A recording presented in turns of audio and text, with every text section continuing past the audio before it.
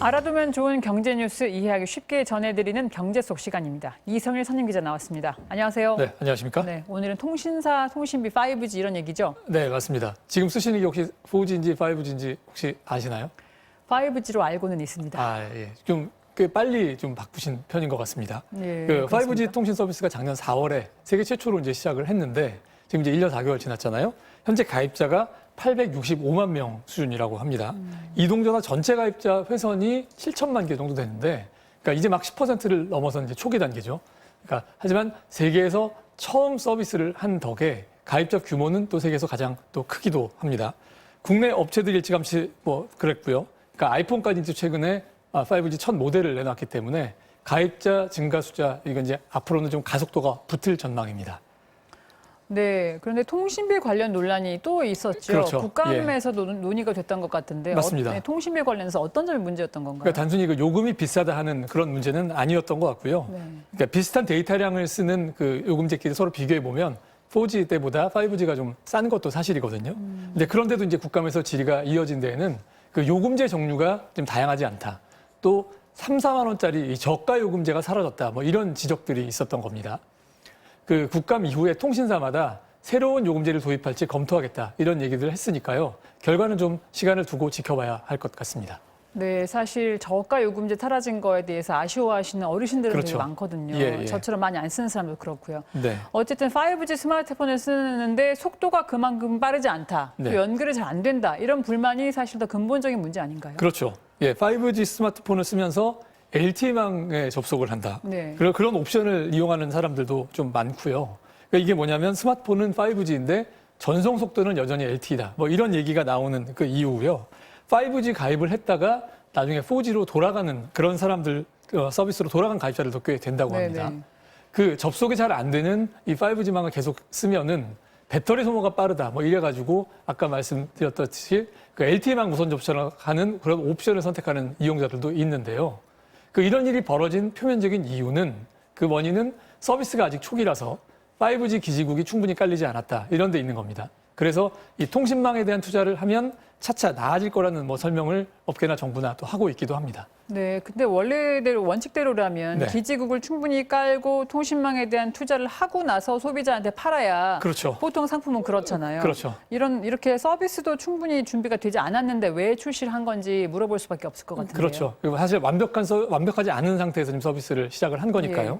그 상황을 보면 어느 정도냐면요. 이용자가 많아서 우선적으로 망을 까는 서울에서도 5G 기지국이 커버하는 면적이 한 70% 정도에 불과한 상황입니다. 그러니까 수도권 밖에서는 사실 이게 5G냐 아니냐 뭐 의미가 없는 얘기라고 해도 될 정도인데요. 네. 뭐 이런 점은 있습니다. 이 언제나 다음 세대로 넘어갈 때 그 한 기지국의 전파가 도달하는 그런 범위 뭐 이런 게 이제 갈수록 좀 좁아지는 거고요. 네. 그래서 같은 면적이라면 더 많은 기지국을 세워야 서비스를 제대로 할 수가 있습니다. 이게 당연히 통신망 전체를 지금 구축하는 비용은 갈수록 이제 높아지기 마련인데 5G의 경우에는 더더군다나 세계 최초로 이걸 구축을 하는 바람에 장기값도 여전히 좀 비싸가지고 4G 때보다 3배 넘는 돈을 써야 된다고 합니다. 근데 이거는 뭐 말씀하셨듯이 미리 우리가 모르고 있었던 상황은 아니었고요. 예. 근데 그동안 다음 세대로 넘어갈 때마다 초기에는 불만이 크다가 시간이 지나면 안정되는 이런 패턴을 계속 이제 반복을 하다가 보니까 정부나 업체 모두 이런 문제에 좀 둔감해진 거 아닌가 이런 생각을 해볼 것 같습니다. 네, 이거를 사실 뻔히 알면서도 정부랑 업계가 서두른 거는 세계 최초라는 타이틀을 붙이고 싶었던 것 아닐까요? 왜냐하면 아직 미국이나 유럽도 시작하지 예, 않은 그렇죠. 상황이라고 한다면서요. 예, 정부는 그 세계 최초로 5G 서비스를 한다 이런 거에 굉장히 큰 의미를 뒀었고요. 또 이제 업계에서도 이제 초기에 속도가 뭐 20배나 빨라진다 뭐 이런 서비스 이렇게 해서 내세웠던 것도 전혀 약간의 실감을 못 하고 있어요. 그렇죠. 20배. 예, 네. 지금 현재 실감을 못 하니까요, 사람들이. 왜냐하면 과속을 한 느낌이 좀 없지 않죠. 이렇게 무리를 한 속내에는 5G 서비스를 먼저 운영한 경험을 활용해서 다른 나라, 뒤늦게 시작하는 나라들의 장비 시장 또 서비스 시장에 진출해 보려는 그런 계획이 있었던 것 같고요. 그러니까 실제로 말씀하신 대로 미국 대형 통신사는 이제 막 또 유럽의 경우에는 내년쯤에 비로소 이제 5G 투자를 본격적으로 시작을 합니다. 그러니까 우리보다 많이 늦은 건데 마침 이 분야의 최강자인 중국의 화웨이를 미국이 제재하면서 우리 업체에 이런 기회가 열릴 거라 이런 기대가 있기도 합니다. 하지만 이 계획의 성패를 떠나서 소비자들의 불편을 밑거름으로 새 기술을 도입하는 이 공식 아닌 공식을 계속해도 좋은 건지 좀 되돌아볼 필요는 있어 보입니다. 예, 아주 중요한 지적인 것 같은데 업체들은 소비자 불만은 불만이고 네. 우리는 5G 통신망에 대해서 투자하고 또 서비스 개발을 계속해야 된다. 그런 예. 입장이죠. 상황이 시장 상황이 그런가 보죠. 네, 그런 것 같습니다. 이 5 통신망의 가장 큰 쓰임새는요. 지능형 로봇 또 그리고 자율주행차처럼 엄청나게 많은 데이터를 동시에 좀 활용해야 되는 그런 미래 서비스에 있습니다.